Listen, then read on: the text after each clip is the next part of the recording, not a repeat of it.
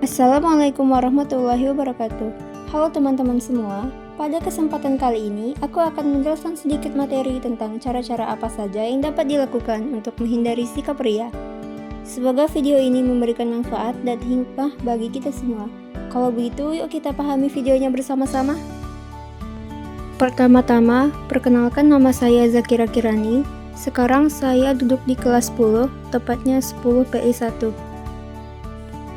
Pada video kali ini, kita akan memahami pengertian, dalil, cara menghindari, manfaat, kesimpulan dari materi menghindari sifat ria. Apa sih ria itu? Ria adalah sikap di mana seseorang melakukan kebaikan atau ibadah dengan tujuan supaya dilihat dan dipuji oleh orang lain, bukan karena niat yang tulus karena Allah.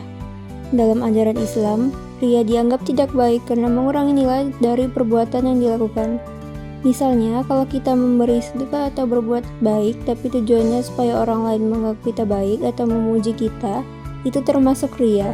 Intinya, ria membuat kebaikan yang kita lakukan jadi kurang berarti karena niatnya bukan dari hati yang tulus. Pengertian ria. Menurut bahasa, ria berarti pamer. Menurut istilah, ria berarti memperlihatkan atau menunjukkan amal ibadah tertentu pada selain Allah Subhanahu wa Ta'ala, dengan tujuan agar memperoleh pujian atau sanjungan. Materi menghindari sikap ria mempunyai dua dalil, yaitu Al-Baqarah ayat 264 dan hadis yang diriwayatkan oleh Nasa'i. Dalil pertama, yaitu Al-Baqarah ayat 264, mempunyai arti, "Hai orang-orang beriman, janganlah kamu menghilangkan pahala sedekahmu dengan menyebut-nyebutnya dan menyakiti perasaan si penerima seperti orang yang menafkahkan hartanya, karena ria kepada manusia dan dia tidak beriman kepada Allah dan hari kemudian, maka perumpamaan orang itu seperti batu licin yang di atasnya ada di tanah. Kemudian batu itu ditimpa hujan lebat, lalu menjadilah dia bersih, tidak bertanah. Mereka tidak menguasai sesuatu pun dari apa yang mereka usahakan, dan Allah tidak memberi petunjuk kepada orang-orang yang kafir." Kita lanjut ke dalil kedua, yaitu hadis yang diriwayatkan oleh Nasa'i.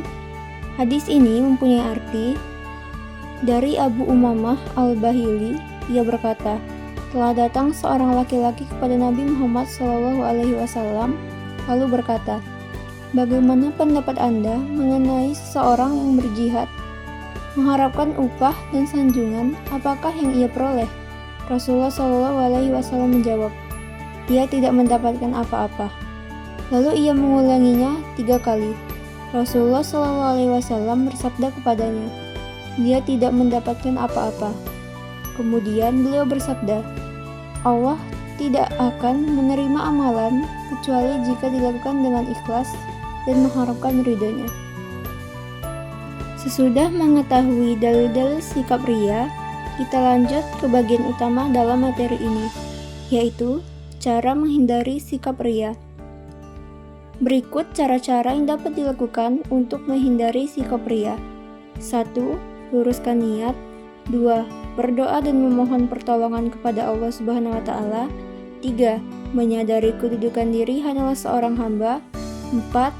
Selalu berusaha mengendalikan hati. 5. Memperbanyak bersyukur. 6. Terus-menerus mengingat Allah Subhanahu wa Ta'ala. 7. Sembunyikan amal kebaikan seperti menyembunyikan aib. 8. Belajar ikhlas atas amal yang telah diperbuat. 9. Mengingat kematian. 10. Menggiatkan ibadah. 11. Menyadari bahwa Allah Subhanahu wa Ta'ala selalu mengawasi. Dan terakhir, 12. Selalu mengingat bahaya ria. Tentunya, menghindari sikap ria memiliki berbagai manfaat. Salah satunya, ikhlas atas amalan yang dilakukan. 2. Makin meyakini bahwa beramal hanya untuk Allah Subhanahu wa Ta'ala. 3. Menjadikan amal ibadah bermanfaat untuk diri sendiri kelak di akhirat. 4. Terjauhkan dari ancaman syirik kecil. 5. Terjauhkan dari semua amal ibadah yang bersifat sia-sia. 6. Dicintai oleh Allah Subhanahu wa Ta'ala, Rasul-Nya, dan juga manusia. Kita masuk ke bagian penghujung video, yaitu kesimpulan. Kesimpulan yang dapat saya ambil dari keseluruhan materi yang sudah saya jelaskan yaitu ria adalah sikap melakukan kebaikan atau ibadah dengan tujuan agar dilihat dan dipuji oleh orang lain. Bukan karena niat yang ikhlas untuk Allah, sikap ini dianggap buruk dalam Islam karena mengurangi nilai amal yang dilakukan.